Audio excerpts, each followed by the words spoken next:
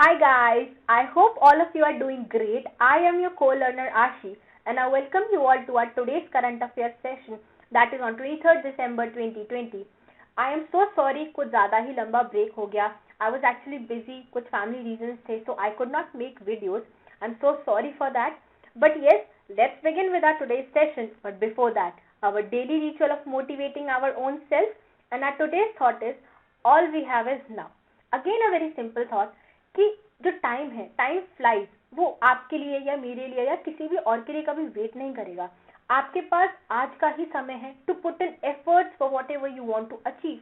आप पास्ट में मत बैठे कि यार मैं कल कर लेती, पहले कर लिया होता, या मैं कल करूंगा या कल करूंगी. आपके पास आज का टाइम है. आप जो भी अचीव करना चाहते हैं उसके लिए आज एफर्ट्स डालें, टाइम को अपने फेवर में कन्वर्ट करें और अपने जो भी चीज आप अचीव करना चाहते हैं उसको अचीव होते हुए देखें. So yes, with this thought in mind, let's begin with our today's session. Here is a brief introduction about myself, and this is our yesterday static question जो हमने previous video class में छोड़ा था. And the question is, the provision in the 5th and 6th schedule of the Constitution of India are made in order to, and the correct option for the same is to determine the power, authority and responsibilities of the panchayat or the local government of that area. Let's analyze this answer. Indian constitution जो है वो 5th और 6th schedule को जो है वो establish करता है. सो अंडर 5th शेड्यूल जो है कॉन्स्टिट्यूशन पावर देता है to establish scheduled area in the country, और 6th शेड्यूल के अंडर जो है कॉन्स्टिट्यूशन एम्पावर करता है to designate tribal area, any area as tribal area in the country. तो 5th शेड्यूल जो है वो पूरे कंट्री में एप्लीकेबल होता है except 4 north eastern states and they are Mizoram, Meghalaya, Tripura and Assam.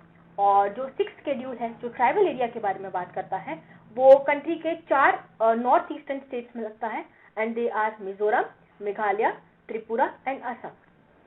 ये जो एरियाज, ये जो शेड्यूल्स हैं दैट इज 5th शेड्यूल और 6th शेड्यूल, इनको इसीलिए बनाया गया सो दैट जो एरिया जो डेजिग्नेट होंगे as scheduled area, as tribal area, उनके जो नीड्स होंगे वो रेगुलर जो कंट्री के बाकी पार्ट्स हैं, जो मेन स्ट्रीम कंट्री का जो पार्ट है, जो एरियाज हैं, उनसे डिफरेंट होंगे. क्योंकि हम गवर्नर या प्रेसिडेंट जो है वो किसी भी एरिया को शेड्यूल्ड एरिया या ट्राइबल एरिया तभी डेजिग्नेट करेगा जब वहाँ की पॉपुलेशन या तो ट्राइबल है या it is more attach to its culture. वहाँ वो अभी भी बहुत कल्चरली अपने उस कल्चर से जुड़ी हुई है, थोड़ी बैकवर्ड है, थोड़ी ऑलरेबल है, या कोई एथनिक ग्रुप है कि ट्राइबल पॉपुलेशन है. तो उनकी जो नीड्स हैं, जो रिक्वायरमेंट्स हैं, वो जो मेन स्ट्रीम पॉपुलेशन है उससे बहुत डिफरेंट होती हैं. तो उनकी इसी नीड्स को फुलफिल करने के लिए जो है जो पंचायत है, जो लोकल गवर्नमेंट है, उनको एम्पावर किया जाता है विद सर्टेन एडिशनल पावर, जिससे पंचायत या लोकल गवर्नमेंट जो है उस एरिया के, उस पॉपुलेशन के नीड्स को केटर कर सके, उनकी डिमांड्स को फुलफिल कर सके, उनको डेवलप कर सके और to bring in them at par with the mainstream population of the country. So this is what Schedule 6 and Schedule 5 of the Constitution of India talks about. Do give it a read once. And this is our quick revision module.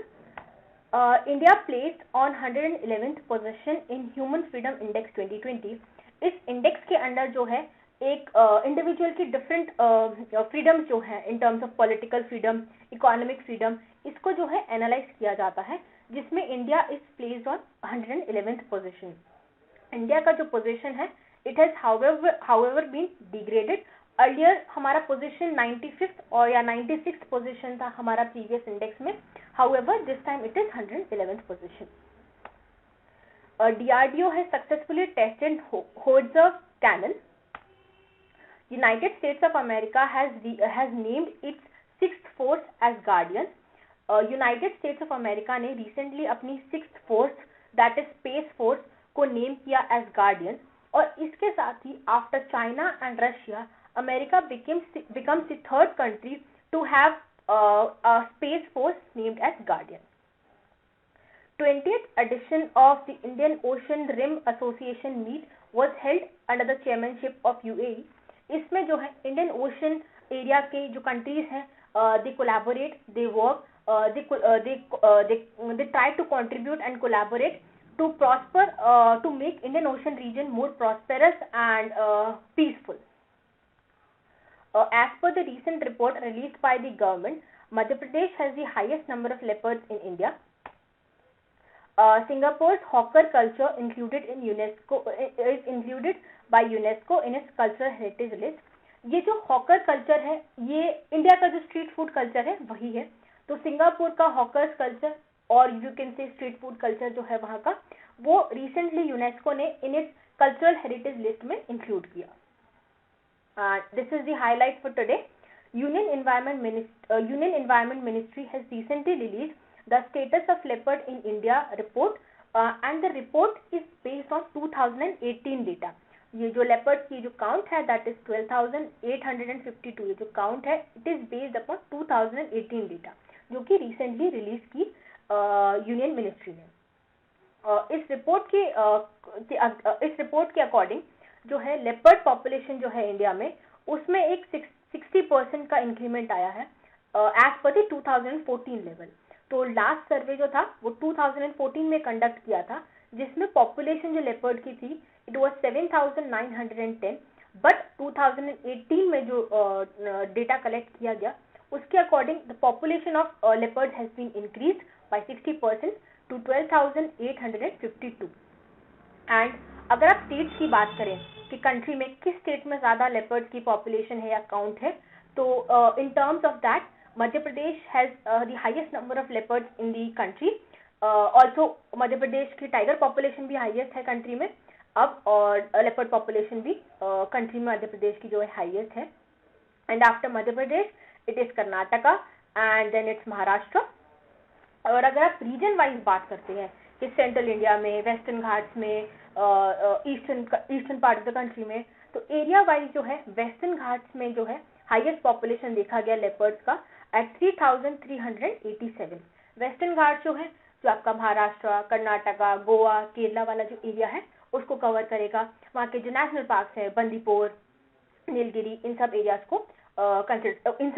को जो है consider करके western घाट जो है बनता है. और area wise या रीजन में जो देखा जाए western Ghat has the highest population of leopards in the country. ये जो स्टडी है ये कंडक्ट की गई थी NTCA that is national tiger conservation authority और wildlife institute of India के द्वारा ने कंडक्ट की थी एज एन.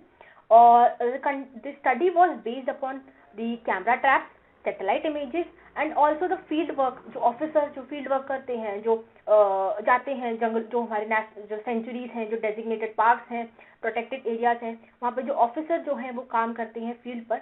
तो उसके बेसिस पर ये पूरा डेटा प्रिपेयर किया कि क्या क्या पॉपुलेशन है लेपर्ड्स की कंट्री में और किस किस एरिया में कितनी कितनी पॉपुलेशन है. ये रिपोर्ट हाउएवर बोलती है कहती है कि द पॉपुलेशन जो लेपर्ड का जो पॉपुलेशन है वो कंट्री में बढ़ा है बाय 60%. बट हाउएवर जो एरिया है जो हैबिटेट है लेपर्ड का कंट्री में वो कंटिन्यूसली जो है वो डिग्रेड हो रहा है वो श्रिंक हो रहा है. आई वुड से वो कम हो रहा है धीरे धीरे as compare to previous habitat. जो एरिया है 2018 के डेटा के अकॉर्डिंग वो कम हुआ है पहले से which is again a threat क्योंकि जो हैबिटेट है किसी भी वाइल्ड एनिमल का जैसे leopards are wild cat wild animal उनका अगर एरिया जो है जो उनका लिविंग एरिया है जो हैबिटेट है वो अगर कम हो जाएगा इससे क्या होगा ह्यूमन एनिमल कॉन्फ्लिक्ट जो है वो बढ़ जाएगा which is again a threat both for animal and for humans. तो उस चीज को केटर करने के लिए it is the responsibility of the people of the country end of the government कि जो है डेजिग्नेटेड एरियाज को एस्टैब्लिश किया जाए फॉर द वाइल्ड एनिमल्स जहाँ पे वो पीसफुली अपने एरिया अपने नीड्स के अकॉर्डिंग रह सकें without having a conflict with the humans of the country. ये स्टडी जो है ये कंडक्ट की गई थी उन एरियाज में जहाँ पर जो है प्रोजेक्ट टाइगर की स्टडी जो है वो चल रही है. ये पूरे कंट्री में कंडक्ट नहीं हुई थी लेपर्ड की ये स्टडी. ये जो है उन्हीं एरियाज में कंडक्ट की गई जहाँ पे प्रोजेक्ट टाइगर की स्टडी चल रही है as an Shivalik hills Gangetic plain central India eastern ghat western ghat and north eastern hills and the Brahmaputra flood. जो लेपर्ड की जो पॉपुलेशन है वो कंट्री में फ्रेगमेंटेड है एज एन रेस्ट्रिक्टेड नहीं है कि इस एरिया में ही लेपर्ड मिलेंगे इस एरिया में नहीं मिलेंगे. वो कंट्री वाइड फैली हुई है पॉपुलेशन लेपर्ड्स की और जो कंडक्ट की गई है स्टडी वो रेस्ट्रिक्टेड स्टडी है उन्हीं एरियाज में कंडक्ट की गई जहाँ पर प्रोजेक्ट टाइगर ऑलरेडी चल रहा था. So again count can differ it will be higher than 12,852. ये क्योंकि होलिस्टिक नहीं है, कंप्लीट नहीं है, केवल प्रोजेक्ट टाइगर जिन एरियाज में चल रहा था वहीं पर कंडक्ट की गई है। और जो however जो major reason है for the decline in the population of the leopards in the country, not necessarily between 2014 and 2018, but अगर आप 100 years बैक की जो पॉपुलेशन देखेंगे और उसको आज की पॉपुलेशन से कंपेयर करेंगे तो डिक्रीज है। उसका जो मेजर रीजन है that is poaching and habitat loss in the country. जो पोचिंग होती है लेपर्ड्स की for the teeth, for the skin, और जो हैबिटेट लॉस हो रहा है कंट्री में, they are the major reason why there has been a decrease in the population of there has been a decrease in the population of leopards in the country। अगर आप again पुरानी population को consider करेंगे जो 100 years back थी, 150 years back जो population थी और जो आज जो पॉपुलेशन है उसको अगर आप कंपेयर करेंगे तो major region has been habitat loss and poaching. This is our question answers module, and question 1 is which of the following Indian traditional games has been included in the Khelo India Youth Games 2021, and the correct option for the same is, let's analyze this answer।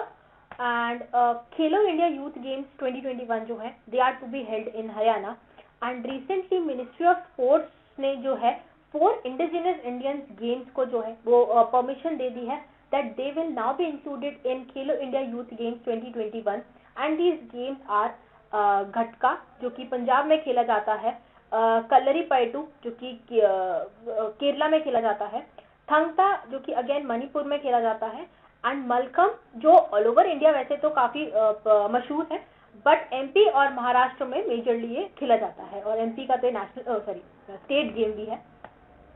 And the step has been taken by the government so that जो interest है among the youth of the country, तो उनका जो है जो interest है वो generate किया जा सके टुवर्ड्स दीज ट्रेडिशनल गेम्स, उनको अटेंशन इन ट्रेडिशनल गेम्स को जो है एक अटेंशन मिले, people can get to know कि हाँ कंट्री के ये कुछ ट्रेडिशनल गेम्स भी है, एंड ऑल्सो इन गेम्स को अलॉन्ग जो ये गेम्स को परफॉर्म कर रहे हैं जो एथलीट्स जो है उनको एक प्लेटफॉर्म मिले टू शोकेस देयर टैलेंट। तो ये मेन रीजन है जिसकी वजह से इन गेम्स को जो है खेलो इंडिया यूथ गेम 2021 में इंक्लूड किया जाएगा। Question number 2, which of the following world leaders have been awarded the America's Lean of Merit honor, and the correct option for the same is Narendra Modi, Shinzo Abe and Scott Morris। Let's analyze this answer। United States of America ने जो है recently उनका जो Lean of Merit honor है वो India के prime minister Narendra Modi, Japan के former prime minister Shinzo Abe और ऑस्ट्रेलिया के प्राइम मिनिस्टर स्कॉट मॉरिस को देने का डिसीजन लिया है। ये अवार्ड जो है जो लीन ऑफ मेरिट जो अवार्ड है ये 4 डिफरेंट कैटेगरीज में मिलता है, और इनमें से जो प्राइम मिनिस्टर नरेंद्र मोदी को जो जिस कैटेगरी में ये लीन ऑफ मेरिट अवार्ड मिला है दैट इज चीफ कमांडर, उनको चीफ कमांडर की कैटेगरी में जो है ये लीन ऑफ मेरिट अवार्ड को दिया जा रहा है by United States of America. और from Indian side that is from prime minister Narendra Modi side, Indian ambassador to the United States of America that is Taranjeet Singh Sandhu received this award। ये जो award जो है ये prime minister Narendra Modi को दिया गया है for his role in strengthening the Indo US relation. आपने पिछले कुछ टाइम में देखा होगा कि अलग अलग लेवल्स पे on different fronts both India and US have been working together, have been collaborating and strengthening their relation, and also prime minister's vision of making India a global power. ये जो उनका विजन है इस reason की वजह से जो है अमेरिका ने लीन ऑफ द मेरिट अवार्ड जो है प्राइम मिनिस्टर नरेंद्र मोदी को देने का डिसीजन लिया। एंड ऑल्सो ये जो अवार्ड दिए जा रहे हैं to Australia, to India, to Japan former prime minister, ये जो है ये कहीं ना कहीं स्ट्रेंथन करते हैं क्वाड को which is a grouping between Australia, India, Japan and America.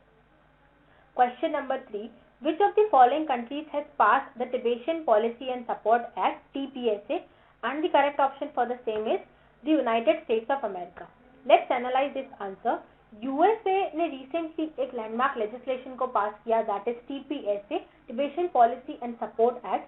इसके अंडर जो है USA is now empowered to set up a US consulate in Lhasa, and also ये जो है ये अंडरलाइन करता है US की बैकिंग जो वो बैक करते हैं for the Dalai Lama to determine his successor. मतलब दलाई लामा जो भी सक्सेसर को अपॉइंट करेंगे after him for the population of the Tibet and for basically the Tibetan culture, उसके लिए जो भी दलाई लामा जो सक्सेसर अपॉइंट करेंगे उसको पूरा बैकिंग मिलेगा by United States of America.